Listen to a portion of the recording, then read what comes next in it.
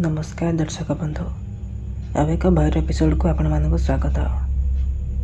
आज यही कहानी गोटे कार उपर आधारित जमीक आपण मैंने टाइटल आउ थंबनेल रु देखिकी जानी सारी। तो यही कहानी पंजाब रे रहउतबा गोटे पिलार जार ना रंजित छोट बेलू ही तार कार प्रति बहुत शौक थिला। से कार को बहुत भल पाउतला। कार किणवा आ चलैबा उपरे से छोट बेलू ही तार स्वप्न थिला। तो जमिति जमिति से बड़ है तो तार देखु देखु से 12टा कि 13टा गाड़ी किणिदेला। माने 12टा कि 13टा कार ता पाखरे केवल थिला। आ से सब को जिते बेले तार जोटा मन होता ताकू नहीं कि मार्केट किंबा कौन दूर जगह को बुलावाई जाऊला। जमीक मुझे कहली कि तार कार उपरे बहुत शौक थिला। रंजित गोटे धनी घर पिला थिला।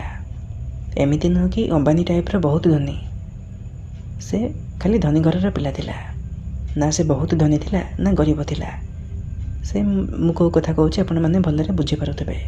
को स्टैंडर्ड कथा कहूँ आपण मैंने भलरे बुझी पारुथिबे।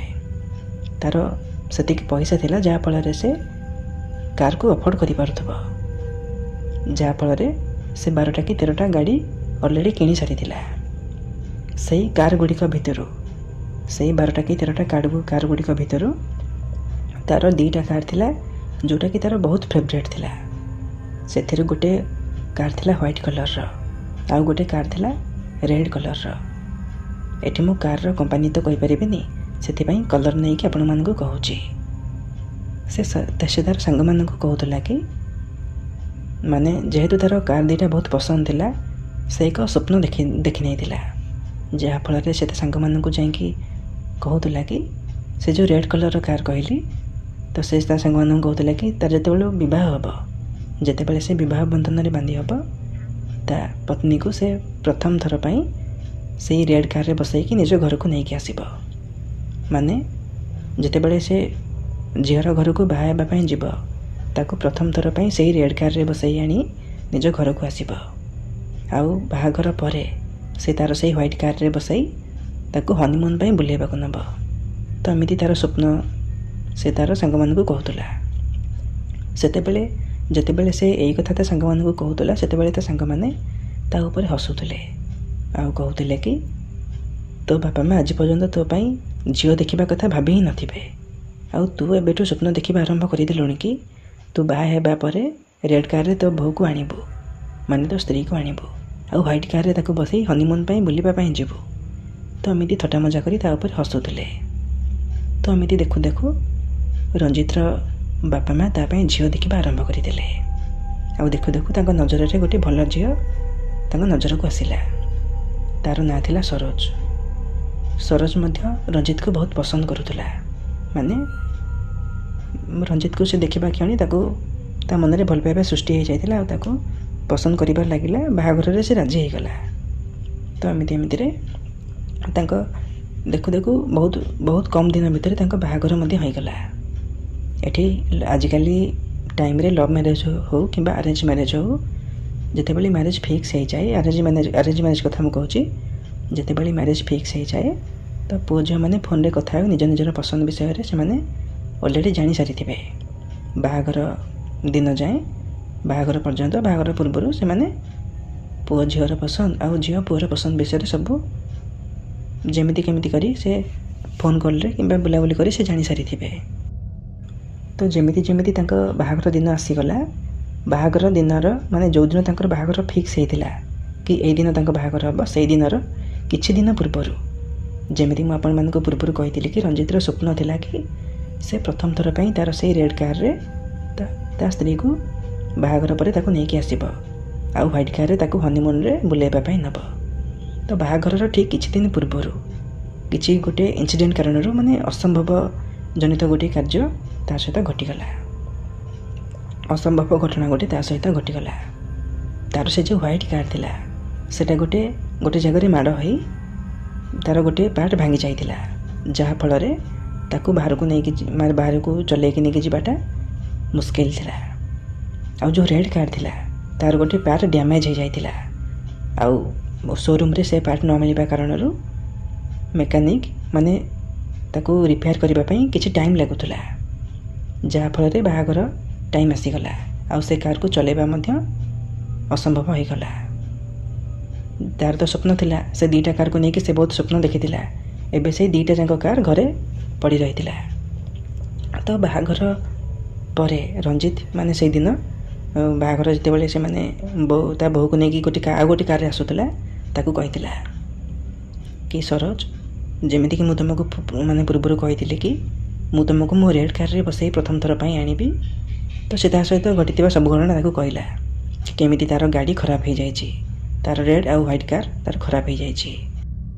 ତ ଏଇ ଘଟଣା ତାକୁ କହିବା ପରେ ରଞ୍ଜିତ ତାକୁ କହିଲା କି ସରୋଜ ଦେଖ, ଯାହା ହେଇଗଲା ହେଇଗଲା, ବାହାଘର ପରେ ସବୁ କାମଦାମ ସରିଗଲା ପରେ ତୁମେ ଯେଉଁ ଗାଡ଼ିକୁ କହିବ, ଯେଉଁ ଗାଡ଼ି ଉପରେ ହାତ ରଖିବ, ଯେଉଁ ଗାଡ଼ିର ତୁମେ ନାଁ କହିବ, ତେଣୁ ସେ ରୋଲ୍ସ ରଏସ୍ ହେଉ ନା କାହିଁକି, ମୁଁ ଯେମିତି ହେଉ ସେ ଗାଡ଼ିକୁ ଅଫୋର୍ଡ଼ କରିବି।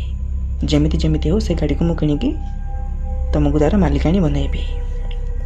ଏହାପରେ ସରୋଜ ତାକୁ ତା'ର ପସନ୍ଦିତା ଗାଡ଼ି ଗୋଟେ କହିଲା। ସେ କହିଲା କି ମୁଁ ଏଇ ଗାଡ଼ି ଛୋଟବେଳରୁ ଦେଖି ଆସୁଛି, ମାନେ ଛୋଟବେଳରୁ ମୋତେ ଏଇ ଗାଡ଼ି ବହୁତ ପସନ୍ଦ, ଆଉ ମୁଁ ସବୁବେଳେ ଭାବୁଥିଲି କି ଗୋଟେ ନା ଗୋଟେ ଦିନ ମୁଁ ଏଇ ଗାଡ଼ିର ମାଲିକାଣୀ ହେବି।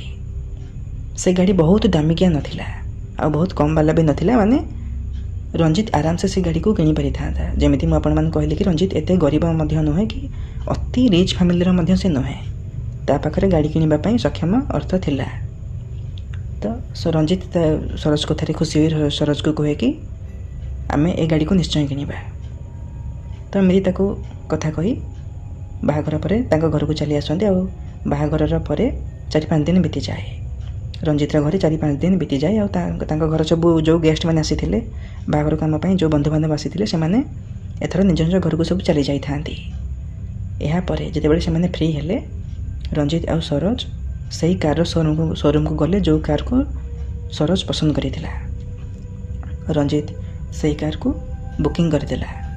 ସେଠି ସେଇ ଗାଡ଼ିର 2ଟା କଲର୍ ଆଭେଲେବୁଲ୍ ଥିଲା, ହ୍ୱାଇଟ୍ କଲର୍ ଆଉ ବ୍ଲାକ୍ କଲର୍। ତାଙ୍କ ପାଖରେ ତ ଅଲରେଡ଼ି ହ୍ୱାଇଟ୍ କଲର୍ ଗୋଟେ କାର୍ ଥିଲା, ସେଥିପାଇଁ ସେମାନେ ଗୋଟେ ବ୍ଲାକ୍ କଲର୍ର ସେଇ ଗାଡ଼ିର ବ୍ଲାକ୍ କଲର୍ଟାକୁ ସେମାନେ ବୁକିଂ କଲେ। ବୁକିଂର 4 ଦିନ ପରେ ଡେଲିଭରି ହେବାର ଥିଲା। ତ ଏମିତି ସେମାନେ ବୁକିଂ କରି ସେଠୁ ଘରକୁ ଚାଲି ଆସିଲେ।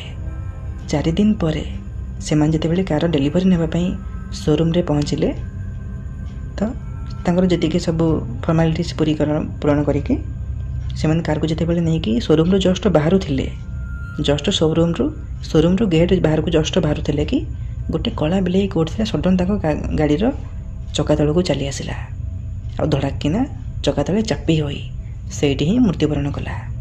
ସ୍ପଟ୍ ଉପରେ ବିଲେଇର ଦେହାନ୍ତ ହୋଇଗଲା। ଏଇଠି ସରୋଜ ବହୁତ ଡରିଗଲା ଆଉ ରଞ୍ଜିତକୁ କହିଲା କି ଏମିତି କ'ଣ ଗୋଟେ ଅଶୁଭ ଘଟଣା ହେଇଗଲା। ଆମେ ଜଷ୍ଟ ନୂଆ ଗାଡ଼ିକୁ ଆଣିକି ବାହାରକୁ ଆସୁଛେ କି ନାହିଁ, ଗୋଟେ କଳା ବିଲେଇ ଆସିକି ସିଧା ଗାଡ଼ି ଚକା ତଳେ ପଶିଗଲା ଆଉ ସଡନ୍ ଡେଥ୍ ମାନେ ମୃତ୍ୟୁବରଣ କଲା। ତ ସରୋଜ ବହୁତ ହଡ଼ବଡ଼ ହେଇଗଲା।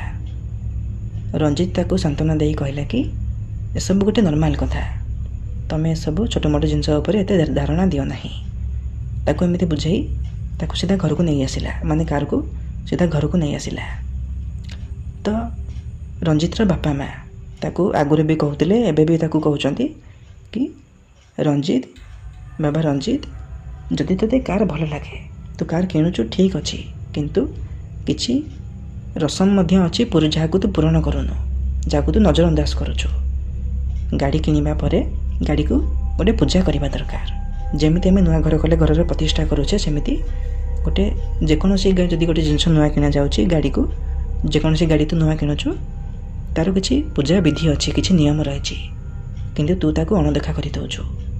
ଆଉ ସବୁ ସମୟରେ ତୁ ଆମ କଥାକୁ ଅଣଦେଖା କରିଦେଉଛୁ, କିନ୍ତୁ ଏହା ଭଲ ନୁହଁ। ଯଦି ତୁ ନୂଆ ଗାଡ଼ି କିଣିଛୁ, ତାକୁ ଯେକୌଣସି ଗୋଟେ ମନ୍ଦିର ନେଇକି ତା'ର ପଣ୍ଡିତ ଡାକିକି ପୂଜା କରେଇ ନେ। ତ ରଞ୍ଜିତ ପୂର୍ବରୁ ମଧ୍ୟ ତାଙ୍କ ବାପା ମାଆଙ୍କର ଏ କଥାକୁ ଅଣଦେଖା କରି ଆସୁଥିଲା, କିନ୍ତୁ ଏବେ ଯେତେବେଳେ ସରୋଜ ମଧ୍ୟ ତାଙ୍କ ବାପା ମାଆଙ୍କ କଥାରେ ରାଜି ହୋଇଗଲା, କାହିଁକିନା ସେ ବହୁତ ଡରି ଯାଇଥିଲା, ଯାହାଫଳରେ ସୋରୁମ୍ରୁ ଜଷ୍ଟ କାର୍କୁ କାଢ଼ିଲା ବେଳେ ଗୋଟେ କଳା ବିଲେଇ ତାଙ୍କ କାର୍ ତଳେ ଚାଲି ଆସି ମୃତ୍ୟୁବରଣ କରିଥିଲା।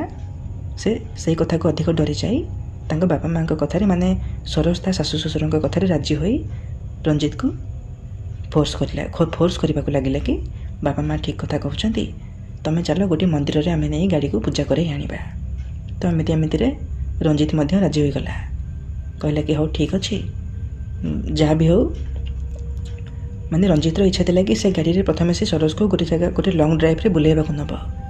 ଆଉ ଏବେ ସେ ରାଜି ହୋଇ ଏହା କହିଲା କି ମୋ ଜାଣତରେ ଆଜି ମାନେ ତାଙ୍କ ଘରଠୁ ସେ କହିଲା କି ମୋ ଜାଣତରେ ଏଇଠୁ 50-60 କିଲୋମିଟର ଦୂରରେ ଗୋଟେ ହନୁମାନ ମନ୍ଦିର ଅଛି। ସେଠାକାର ପୂଜାରୀ ମଧ୍ୟ ମୋର ଚିହ୍ନା ଜଣାର ଲୋକ। ତ ଆଜି ରାତିରେ ମୁଁ ସେଇଠିକି ଗାଡ଼ି ନେଇକି ଯିବି।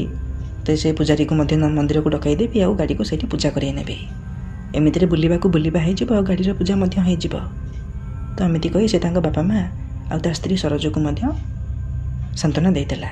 ଯେତେବେଳେ ସରୋଜ ଆଉ ରଞ୍ଜିତ ତାଙ୍କ ରୁମ୍କୁ ଆସିଲେ, ରଞ୍ଜିତ ସରୋଜକୁ କହିଲା କି ତମେ ବି ବାପା ମାଆଙ୍କ କଥାରେ ହଁ ଭରି ଦେଉଛ। ଏସବୁ ଠାକୁର ବାକୁର କିଛି ନାହାନ୍ତି, ଏସବୁ ଗୋଟେ ପଥର।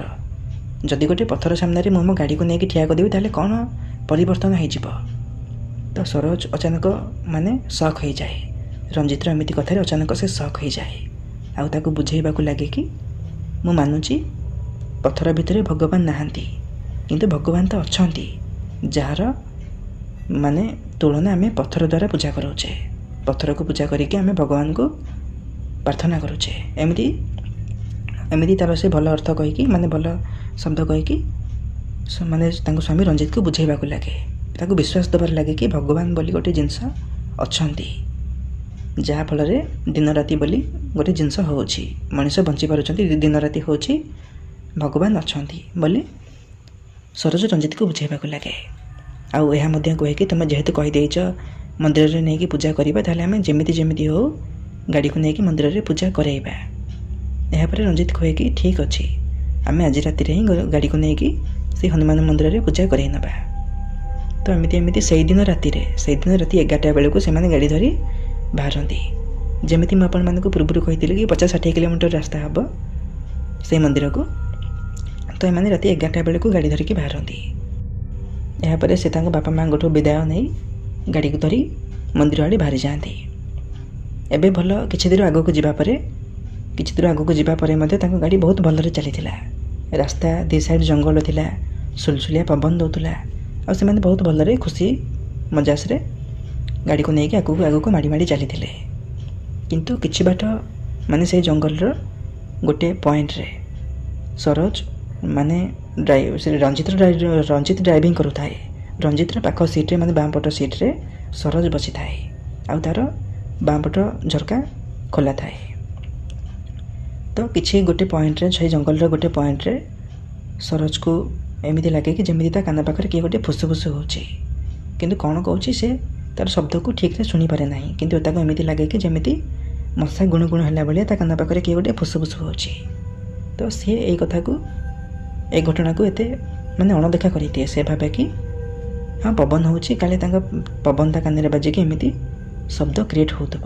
ସେଥିପାଇଁ ସେ ତା ଝରକାକୁ ତା ପାଖ ଯେଉଁ ଝରକା ଖୋଲା ହେଇଥିଲା ସେ ଝରକାକୁ ସେ ଫୁଲ୍ ଦେଇଦିଏ, ଯେମିତିକି ପବନ ଆଉ ତା କାନରେ ବାଜିପାରିବନି। ତ ଏମିତିରେ ସେଇଠୁ କିଛି ଦୂର ଆଗକୁ ଯିବା ପରେ ମାନେ ପାଖାପାଖି 5-10 ମିନିଟ୍ର ଡ୍ରାଇଭିଂ ପରେ ତାକୁ ଆଉ ଥରେ ଏମିତି ଲାଗେ କି ଯେମିତି ତା କାନରେ କିଏ ଗୋଟେ ହାତ ମାରିଦେଲା, ହାତ ତା କାନରେ ଘଷିଦେଲା। ଏହାପରେ ସେ ଟିକେ କଣେଇକି ତେର୍ଛା ନଜରରେ ବାହାରକୁ ଦେଖିବାରେ ଲାଗେ। ଝରକା ତ ବନ୍ଦ ଥାଏ, ସେଇ କାଚରେ ସେ ବାହାରକୁ ଦେଖିବାରେ ଲାଗେ, କିନ୍ତୁ ତାକୁ ସେମିତି କିଛି ବି ଦେଖାଯାଏ ନାହିଁ। ଏଥର ମଧ୍ୟ ସେ ଚୁପଚାପ ସେ କଥାକୁ ଅଣଦେଖା କରି ଚୁପଚାପ ହେଇ ବସିଯାଏ। କିନ୍ତୁ ଏସବୁ ଘଟଣା ସେ ରଞ୍ଜିତକୁ କିଛି କହିନଥାଏ। କିନ୍ତୁ ଥାର୍ଡ଼ ଥର ଯାହା ହୁଏ ସେଥିରେ ସେ ପୁରା ସକ୍ ହେଇଯାଏ। ଆଉ କିଛି ଦୂର ଆଗକୁ ଯିବା ପରେ ସେକେଣ୍ଡ ଥର ତ ହାତ ତାକୁ କିଏ ତା କାନରେ ବଜେଇଲା ଭଳି ଲାଗିଲା। ସେଇଠାରୁ ଠିକ୍ 5-10 କିଲୋମିଟର ମାନେ 5-10 ମିନିଟ୍ର ଡ୍ରାଇଭିଂ ପରେ ତାକୁ ଥାର୍ଡ଼ ଥର ଏମିତି ଲାଗେ କି ଯେମିତି ତା କାନ ପାଖରେ କିଏ ଆସି କହିଲା, ତମେ ଏ ଗାଡ଼ିକୁ ବହୁତ ବଡ଼ ଭୁଲ କରିଛ, ଏବେ ମରିବା ପାଇଁ ରେଡ଼ି ହୋଇଯାଅ। ଏଇ କଥା ତାକୁ ପୁରା କ୍ଲିଅର ଭାବରେ ଶୁଭିଲା, ଯେମିତି ତା କାନ ପାଖରେ କିଏ ଆସି କହିଦେଇ ଗଲା। କିନ୍ତୁ ବାଁ ପଟୁ ଦେଖିଲା ବେଳକୁ ତା ପାଖରେ ସେମିତି କେହି ବି ନଥିଲେ। ଗାଡ଼ି ଭିତରେ କେବଳ ରଞ୍ଜିତ ଗାଡ଼ି ଡ୍ରାଇଭିଂ କରୁଥିଲା ଆଉ ଝରକା ବାହାରକୁ ସେ ଯେତେବେଳେ ଦେଖିଲା ସେମିତି କେହି ବି ଦେଖାଯାଉନଥିଲେ। ଏଥର ସେ ପୁରା ସକ୍ ହେଇଯାଇ ଟିକେ ମାନେ ବଡ଼ ପାଟିରେ ଚିଲେଇବାକୁ ଲାଗିଲା। ତାର ଏମିତି ବ୍ୟବହାର ଦେଖି ରଞ୍ଜିତ ମଧ୍ୟ ଗାଡ଼ିର ବ୍ରେକ୍ ଲଗାଇ ସେଇ ଜଙ୍ଗଲର ଗୋଟେ ସାଇଡ଼୍ରେ ଗାଡ଼ିକୁ ଅଟକାଇ ଦେଲା। ଆଉ ତାକୁ ପଚାରିବାରେ ଲାଗିଲା କି ସରୋଜ କ'ଣ ହେଇଛି, କ'ଣ ହେଲା ତମର, ତମେ ଏମିତି ପାଟି କଲ କ'ଣ ପାଇଁ? ଏହାପରେ ସରୋଜ ତା ସହିତ ଘଟିଥିବା ସେ ସବୁ ଘଟଣା ତାକୁ କହିଲା କି ପ୍ରଥମ ଦୁଇଥର ତା ସହିତ କେମିତି ଏମିତି ଘଟିଲା, ଯେମିତି ତା କାନରେ କିଏ ଗୋଟେ ଫୁସୁ ଫୁସୁ ହେଉଛି, ସେକେଣ୍ଡ ଥର ତା କାନରେ କିଏ ଗୋଟେ ହାତ ମାରିଦେଲା ଭଳି ତାକୁ ଲାଗିଲା, କିନ୍ତୁ ଥାର୍ଡ଼ ଥର ତାକୁ ଏମିତି ଲାଗିଲା ଯେମିତି ତା କାନ ପାଖରେ କିଏ ଆସି ପୁରା ସ୍ପଷ୍ଟ ଭାବରେ କହିଦେଇ ଗଲା କି ତମେ ଏ ଗାଡ଼ି କିଣି ବହୁତ ବଡ଼ ଭୁଲ କରିଛ, ଏବେ ମରିବା ପାଇଁ ତମେ ରେଡ଼ି ହେଇଯାଅ। ଏହାପରେ ରଞ୍ଜିତ ମଧ୍ୟ କିଛି ସମୟ ପାଇଁ ତା କଥାକୁ ଧ୍ୟାନର ସହିତ ଶୁଣିବାରେ ଲାଗୁଥିଲା। ଆଉ ଏବେ ସେ ଟିକେ ସିରିୟସ୍ ସିରିୟସ୍ ହେଇସାରିଥିଲା। ଏବେ ରଞ୍ଜିତ ଟିକେ ସିରିୟସ୍ ହୋଇସାରିଥିଲା। ଠିକ୍ ସେତିକି ବେଳେ ଗାଡ଼ି ତ ସେଇଠି ଗୋଟେ ରାସ୍ତା କଡ଼ରେ ଠିଆ କରିଛନ୍ତି। ଯେତେବେଳେ ସରୋଜ ଏଇ କଥା କହୁଥିଲା ଠିକ୍ ସେତିକି ବେଳେ ତାଙ୍କ ଆଗ ଗ୍ଲାସ୍ରେ ଡ୍ରାଇଭର ଆଗରେ ଯେଉଁ କାଚ ଅଛି, ଯେଉଁଟାକୁ ସେ ରାସ୍ତାକୁ ଆମେ ଦେଖୁଛେ, ସେଇ ଗ୍ଲାସ୍ରେ କଡ଼କଡ଼ କଡ଼କଡ଼ ହେବାରେ ସାଉଣ୍ଡ ହେବାରେ ଲାଗିଲା। ଯେତେବେଳେ ସେ ଦୁଇ ଜଣ ଏମିତି ସାଉଣ୍ଡ ଶୁଣି ଆଗକୁ ଦେଖିବାରେ ଲାଗିଲେ ତ ଆଗରେ ସେମିତି କେହି ବି ଦେଖାଯାଉନଥିଲେ, କିନ୍ତୁ ଗାଡ଼ିର ସେ ଯେଉଁ ଗ୍ଲାସ୍ଟା ଆଗରେ ଯେଉଁ ଗ୍ଲାସ୍ଟା ସେଟା କ୍ରାକ୍ ହେବାରେ ଲାଗିଲା। ଧୀରେ ଧୀରେ ଧୀରେ ଧୀରେ ଗୋଟେ ସାଇଡ଼୍ରୁ ଆଉ ଗୋଟେ ସାଇଡ଼୍କୁ ଧୀରେ ଧୀରେ ଗୋଟେ ଗୋଟେ ପଏଣ୍ଟରେ ଧୀରେ ଧୀରେ କ୍ରାକ୍ ହେବାରେ ଲାଗିଲା, ଯେମିତିକି ସେଇ ଗ୍ଲାସ୍କୁ ବହୁତ ଜୋରରେ ମାଡ଼ି ବସିଛି। ସେଇ ଗ୍ଲାସ୍ ତ ବହୁତ ମଜବୁତ ଥାଏ, ତଥାପି ଧୀରେ ଧୀରେ କ୍ରାକ୍ ହେବାରେ ଲାଗିଲା। କେବଳ ଗୋଟେ କ୍ରାକ୍ ନୁହେଁ, 2ଟା 3ଟା କ୍ରାକ୍ ଏମିତି ହେଇଗଲା। ଏସବୁ ଦେଖି ସେ ଦୁଇ ଜଣ ଏଥର ବହୁତ ଭୟଭୀତ ହୋଇସାରିଥିଲେ। ସେହି ସମୟରେ ସରୋଜ ତା ପାଖ ଡୋର୍ ଖୋଲି ବାହାରକୁ ଯିବା ପାଇଁ ବାହାରୁଥିଲା କି ସେହି ସମୟରେ ରଞ୍ଜିତ ତାକୁ କହିଲା କି ବାହାରକୁ ବାହାର ନାହିଁ। ଏହା କହି ସେ ଗିଅର ପକାଇଲା ଆଉ ଗାଡ଼ିକୁ ସିଧା ସେଠୁ ଫୁଲ୍ ସ୍ପିଡ଼ରେ ଆଗକୁ ନେବାରେ ଲାଗିଲା। କାହିଁକିନା ରଞ୍ଜିତ ଏହା ଭାବୁଥିଲା କି ଏହା କୌଣସି ଚୋର ଡାକୁର ବି କାମ ହେଇଥାଇପାରେ। ସେମାନେ ଏମିତିକା କାମ କରି ସେମାନେ ତାଙ୍କର ପ୍ଲାନ୍ ଥିବ କି ଆମେ ଗାଡ଼ିକୁ ଅଟକାଇବା ଆଉ ସେମାନେ ଆମକୁ ଲୁଟି ନେବେ, ଆମକୁ ଚାରିପଟୁ ଘେରିକି ଆମ ଗାଡ଼ିକୁ ଆଉ ଆମର ଟଙ୍କା ପଇସା ସବୁ ଲୁଟି ନେବେ, ଆଉ ଏମିତିକି ଆମକୁ ମାରି ବି ଦେଇପାରନ୍ତି। ତ ରଞ୍ଜିତ ଏହା ଭାବି ସରୋଜକୁ ବାହାରକୁ ଯିବା ପାଇଁ ମନା କରିଦେଇ ସେଠୁ ସିଧା ଗାଡ଼ି ନେଇ ଆଗକୁ ଯିବାରେ ଲାଗିଲା। ଆଉ ସିଧା ଆଉ ଟିକିଏ ଦୂରରେ ଆସି ଗୋଟେ ଢାବା ତାକୁ ମିଳିଗଲା। ସେ ଢାବାରେ ଟ୍ରକ୍ ଡ୍ରାଇଭର ଓ ଅନ୍ୟ ଲୋକମାନେ ବି ଖିଆପିଆ କରୁଥିଲେ, ଆଉ ସେ ଜାଗା ମଧ୍ୟ ସେଫ୍ ଥିଲା। ଏଥର ସେ ଜାଗାକୁ ସେଇ ଢାବାରେ ଯାଇ ଗାଡ଼ିକୁ ଅଟକାଇଲା ଆଉ ସିଧା ଭିତରକୁ ଯାଇ ରଞ୍ଜିତ 2 କପ୍ ଚା ଅର୍ଡ଼ର କରିଦେଲା। ସେହି ଚାହା ପିଇବା ଭିତରେ ସେମାନେ ବହୁତ ନର୍ଭସ୍ ହେଇ କଥା ହେବାରେ ଲାଗିଲେ। ଦୁହିଁଙ୍କ ଭିତରେ କଥା ହେବାରେ ଲାଗିଲେ। ସରୋଜ ଏବେ ବହୁତ ଡରି ଯାଇଥିଲା ଆଉ ରଞ୍ଜିତକୁ କହୁଥିଲା କି ସେ ତାକୁ ଡରି କହୁଥିଲା କି ମୋତେ ଲାଗୁଛି ଆମେ ଏ ଗାଡ଼ି କିଣି ବହୁତ ବଡ଼ ଭୁଲ କରିଦେଲେ। ଏ ଗାଡ଼ି ଆମକୁ ଏମିତି ଛାଡ଼ିଦେବା ଦରକାର। ଏ ଗାଡ଼ି ଆମେ ବିକିଦେବା ଉଚିତ। ଏ ଗାଡ଼ି ମୁଁ ଚାହୁଁନି କି ଆମ ପାଖରେ ଏ ଗାଡ଼ି ଆଉ ରହୁ, କାହିଁକିନା ସୋରୁମ୍ରୁ ବାହାର କରିବା ପରଠୁ ହିଁ ଅଘଟଣ ପରେ ଅଘଟଣ ଘଟି ଚାଲିଛି। ଯେମିତିକି ପ୍ରଥମେ ବିଲେଇ ମାରିଗଲା, ତାପରେ ଏବେ ଏମିତି ଅଘଟଣ ଘଟିଗଲାଣି। ତ ମୋତେ କାହିଁ ଲାଗୁନି ଏ ଗାଡ଼ି ଆମ ପାଇଁ ଶୁଭ ବୋଲି। ଏହାପରେ ରଞ୍ଜିତ ସରୋଜର କଥା ଶୁଣି ପୂର୍ବରୁ ଘଟିଥିବା ଗୋଟେ ଘଟଣା ସରୋଜକୁ ସେ କହିବାରେ ଲାଗେ। କୁହେ କି ଯେଉଁ ସୋରୁମ୍କୁ ସେ ଗାଡ଼ି କିଣିବା ପାଇଁ ଯାଇଥିଲା, ଏଇ ଯେଉଁ ବ୍ଲାକ୍ କଲର୍ର ଗାଡ଼ିକୁ ସେ ଯେଉଁ ସୋରୁମ୍ରୁ କିଣିଥିଲେ, ସେ ସୋରୁମ୍ ପୂର୍ବରୁ ସେଠି ନଥିଲା। ସେଇ ସୋରୁମ୍ର ମାଲିକ ପୂର୍ବରୁ ଆଉ ଅନ୍ୟ ଏକ ଜାଗାରେ ସୋରୁମ୍ ଖୋଲିଥିଲା, ଆଉ ସେଇ ସୋରୁମ୍ରୁ ପୂର୍ବରୁ ରଞ୍ଜିତ ଗୋଟେ ଗାଡ଼ି ଅଲରେଡ଼ି କିଣିଥିଲା। ଯେତେବେଳେ ସେ ଗୋଟେ ଗାଡ଼ି ସେଇ ସୋରୁମ୍କୁ କିଣିବା ପାଇଁ ଯାଇଥିଲା, ଆଉ ତା'ର ଯେଉଁଦିନ ଡେଲିଭରି ଥିଲା ସେ ଗାଡ଼ିକୁ ଅଲରେଡ଼ି ସେ ଆଣିବା ଉପରେ ଥିଲା, ତାକୁ ଚାବି ମଧ୍ୟ ଧରା ସରିଲାଣି। ଗୋଟେ ପିଲା, ତାହାରି ବୟସର ଗୋଟେ ପିଲା ଆସି ସେଇ ସୋରୁମ୍ର ମ୍ୟାନେଜର ସାଙ୍ଗରେ ଝଗଡ଼ା କରିବାରେ ଲାଗିଲା କି ମୋତେ ତ ଏ ଗାଡ଼ି ବହୁତ ପସନ୍ଦ ଥିଲା, ଆଉ ମୁଁ ଏ ଗାଡ଼ିକୁ ବୁକିଂ କରିଥିଲି, ତୁ କେମିତି ତାକୁ ଦେଇଦେଲୁ। ତ ଏମିତି କହି ସେ ସୋରୁମ୍ର ମାଲିକ ଆଉ ସେ ପିଲା ଭିତରେ ହାତାପାଇ ହେବାର ଲାଗେ, ଜୋରଦାର ଝଗଡ଼ା ହେବାର ଲାଗେ। ଏମିତିରେ କି ବାଡ଼ିଆ ପିଟା ମଧ୍ୟ ସେମାନେ ହୋଇଯାଆନ୍ତି। ଏହି ବାଡ଼ିଆ ପିଟା ଭିତରେ ସୋରୁମ୍ର ମ୍ୟାନେଜର ଆଉ ସେଇ ପିଲା ଦୁହେଁ ମୃତ୍ୟୁବରଣ କରନ୍ତି। ଦୁହିଁଙ୍କର ଡେଥ୍ ହୋଇଯାଏ। ଏହାପରେ ସୋରୁମ୍ କିଛି ଦିନ ପାଇଁ ବନ୍ଦ ହୋଇଯାଏ।